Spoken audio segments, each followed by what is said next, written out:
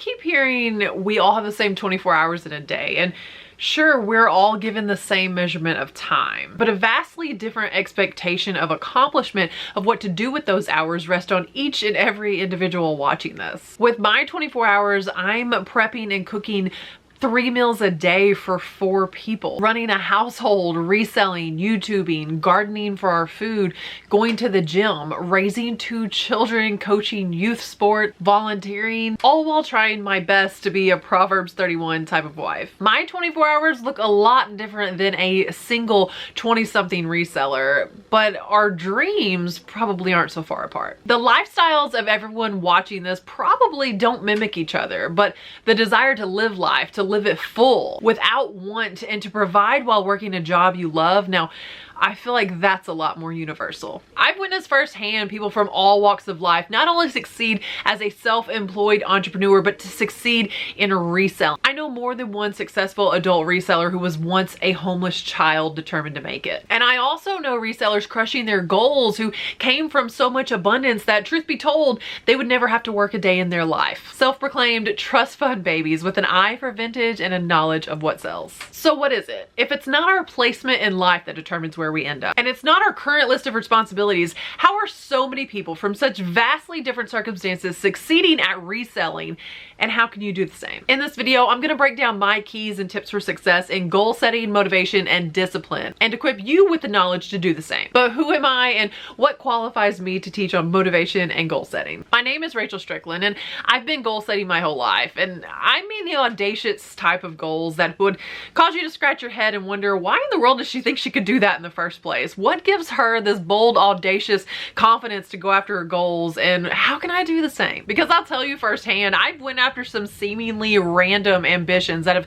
intersected, collided together to make me the woman I am today. One night 12 years ago, I sat on my couch and randomly found this article on the internet about the Mrs. Missouri pageant and the Mrs. America system. Forever the girl to say, I see no reason why not, I filled out the application. I got to work right away, going through my small town and asking for sponsorships. I collected enough yeses to pay my way into the pageant. I remember I couldn't afford a dress at the time, so I asked a shop owner if they would loan me a gown. They agreed to loan me an $1,800 dress. When I got to the pageant, all of the girls were paying for this professional makeup artist to do their face to the tune of $100 a piece.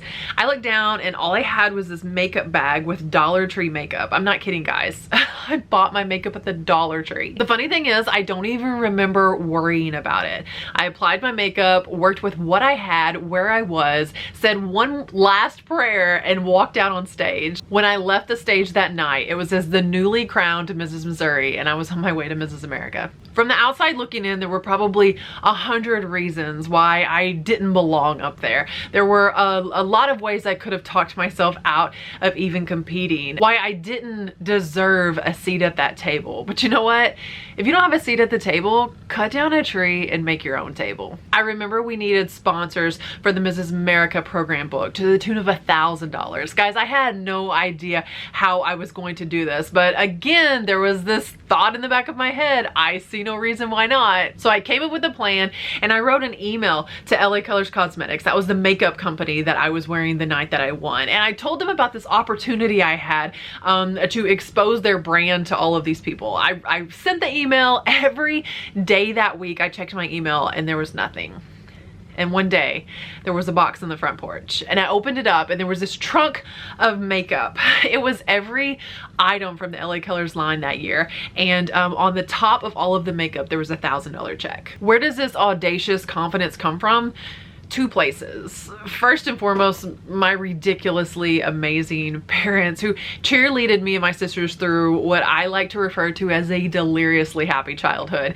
And when I look back, I realized that they were growing up too, because my parents got married when they were 16 years old, guys. So they were literally kids raising kids, and I can't even imagine doing as phenomenal of a job as what they did. They worked with what they had, where they were. But even more than that confidence that they built up in me is the root of every single thing that I do, and that is my faith in Jesus Christ and knowing who He says that I am. I line my mission up with God and what He says, knowing that if I put Him first and He cannot lose, that my mission will not fail. Keep God first.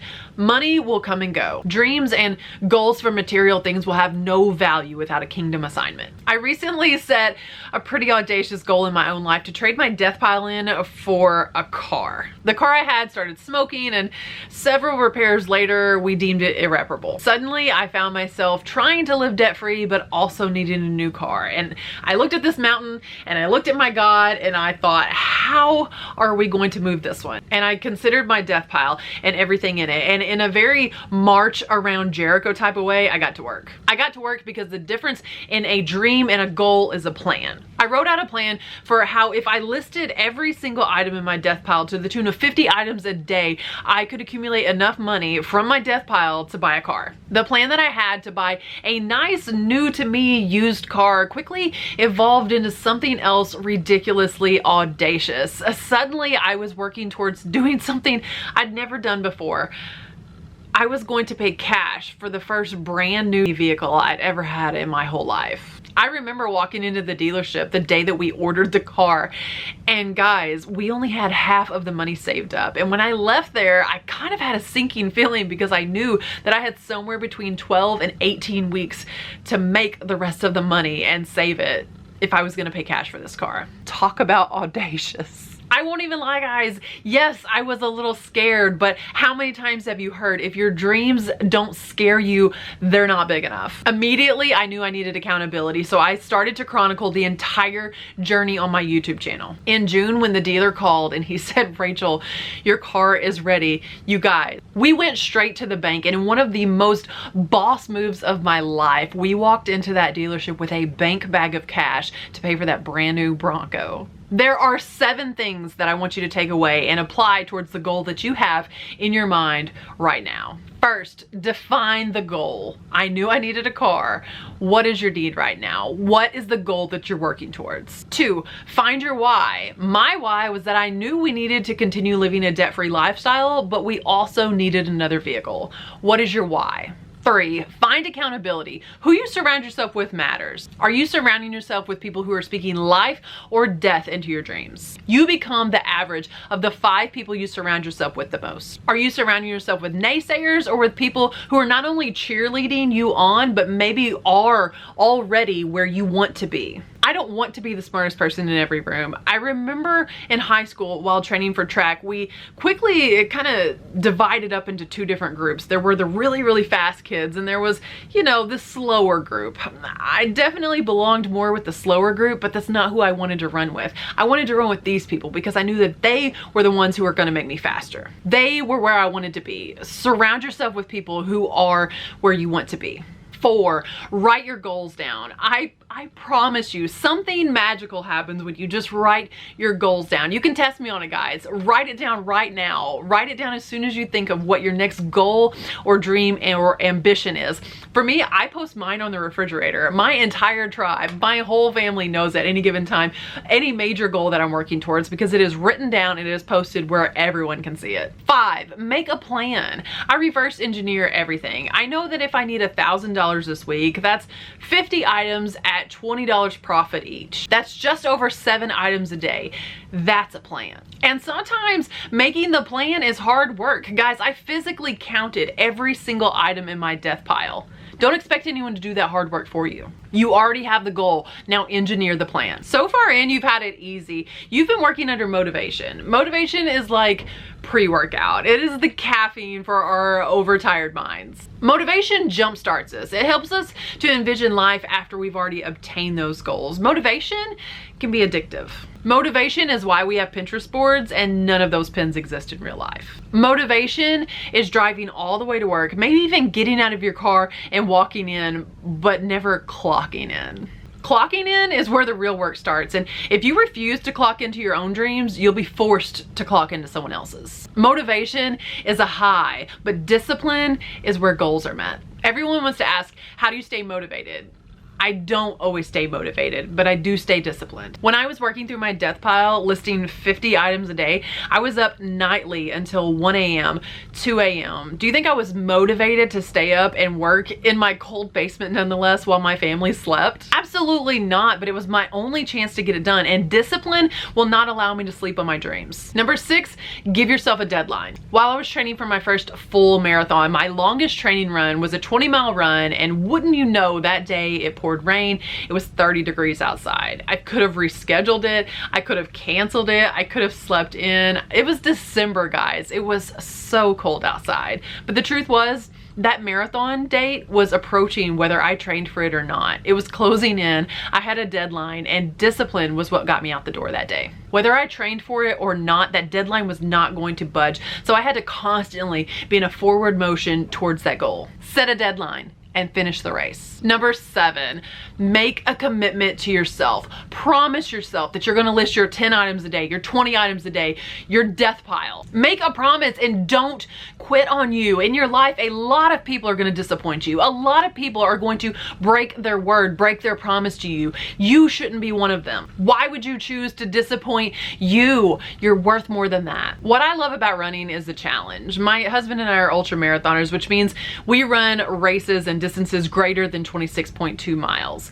Why? Because I know how far I can run, but I don't yet know how far I can't run. I haven't got to that point. The only way to truly know what I'm capable of is to keep adding distance. I have to run to failure. While running a 60-kilometer race in the woods of Kentucky, it started a torrential downpour. I quickly realized that I had no idea how to run in the water. I don't mean I didn't know how to run while it was raining. I mean that the trail we were on quickly turned into a ditch with shin-deep water, and I had no idea how to swiftly move my feet through that. But I knew I had to figure it out, and figure it out quick. This race followed a 3-loop course, which means we ran the same 13-mile loop 3 times. And every time that we would finish a loop, we were given an opportunity to bow out. We were given an opportunity to drop down to a lesser race. And to add insult to injury, they were even willing to still give you a medal for the lesser distance that you covered. The temptation to quit was present every time that you got to that checkpoint. But I didn't come there for a medal.